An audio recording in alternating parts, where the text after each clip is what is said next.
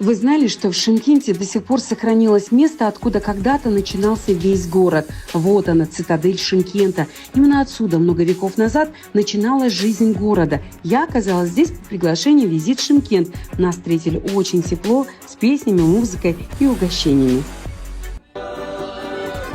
Цитадель означает крепость, точнее крепость внутри крепости. Здесь жили правители, военные и люди, которые защищали город. На территории крепости я увидела много археологических находок. Например, фундамент домов, которые стояли здесь много веков назад. А это предметы быта, мебель обеспеченных людей и посуда, из которой они ели. У крепости было два входа – северный и южный. Через эти северные ворота заезжали купцы со своими караванами. Они перевозили товары, останавливались здесь и разгружали свои запасы. Здесь же я увидела большие глиняные сосуды кумы. В них жители крепости хранили еду и зерно. А вот это место было отведено для хранения воды. Воду здесь собирали и очень берегли.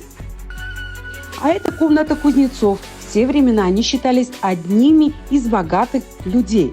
Вот так выглядели дома обеспеченных жителей, просторные комнаты и даже отдельные комнаты для девочек с красивым убранством. И самое интересное, в древнем Шымкенте был свой асфальт. Его делали из золы, камней и даже костей животных. Вот такой он древний Шымкент.